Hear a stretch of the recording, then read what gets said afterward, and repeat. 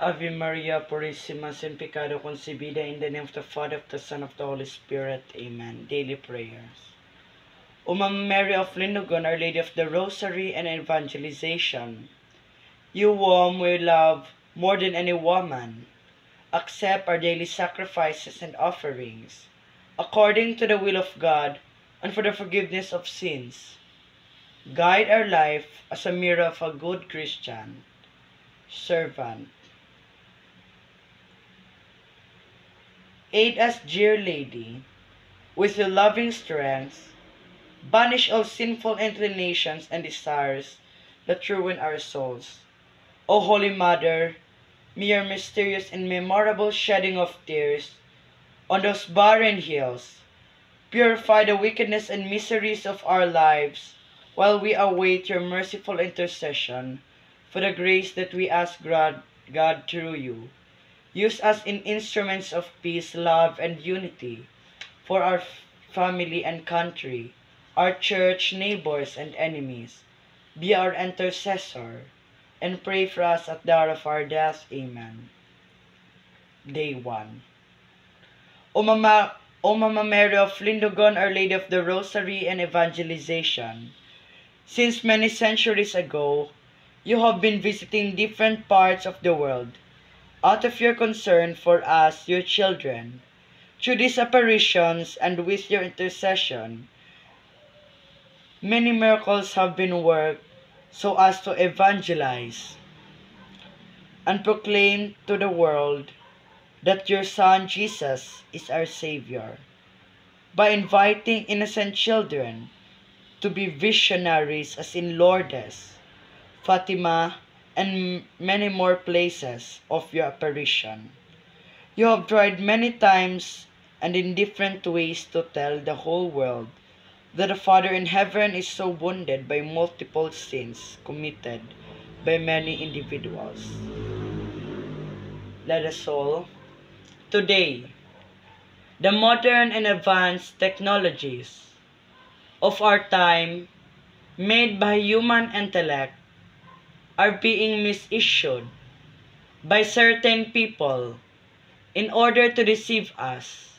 Little by little, they poison the minds of believers, especially the young, causing them to lose their faith and forget the true and genuine Creator of everything. Today, we beg you to obtain for us this grace. Let us mention our intention here.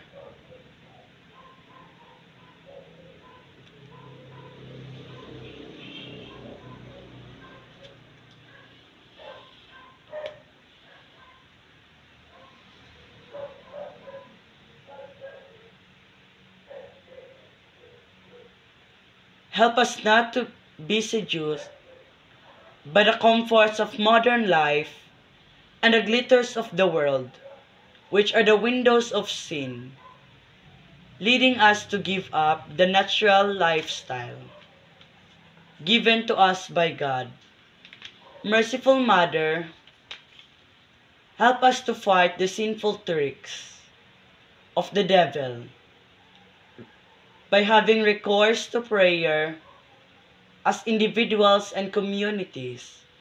We promise you, wherever we may be, to get involved in evangelization through our words, actions, and fulfillment of our duties as good Catholic Christians. Mama Mary of Lindogon, pray for us. Amen. From the Word of God. But exhort one another every day as long as it is called today,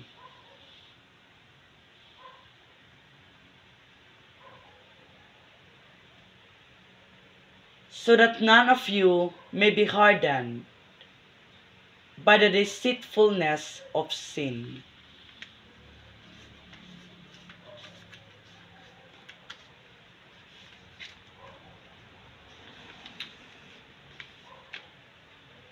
Closing prayer. O gentle Mama Mary of Lindogon, Our Lady of the Rosary and Evangelization, we choose you this night to be the mother of our family and protectress and queen of our homes. Guard us, dear Mother, and protect us from fire, bombings, earthquake, lightnings, burglars, and from addiction and other temptations of the enemy. O Immaculate Lady, watch over our family members when going out and coming in, and deliver them from all accidents. Protect us with your mantle from any sinful and harmful acts. Pray for us to God that we may serve Him and live according to His will and in His grace until the last moment of our life. Mama Mary of Lindogon, pray for us. Let us spend moments in silent reflection.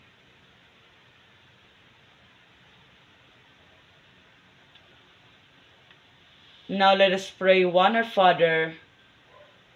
Let us pray 3 Our Fathers, 3 Hail Marys, and 3 Glory be to the Father.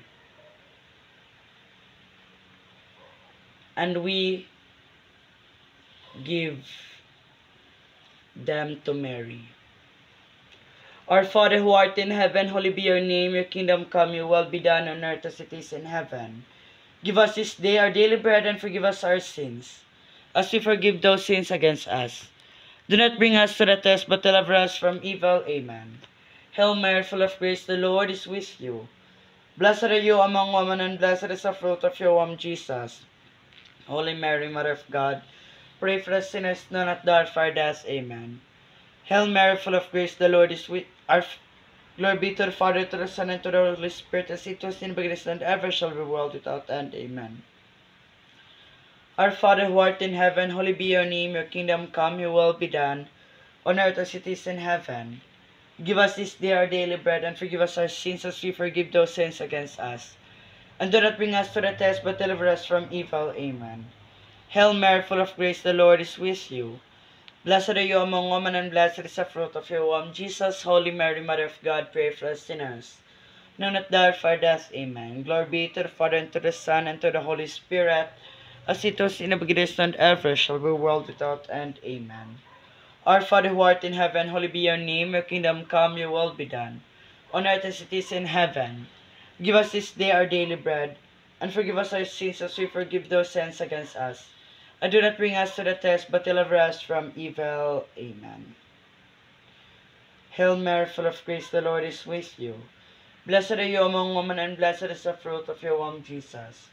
Holy Mary, Mother of God, pray for us sinners, now and at the hour of our death. Amen. Glory be to the Father, and to the Son, and to the Holy Spirit, as it was in the beginning, and ever shall be, world without end. Amen. Gozos.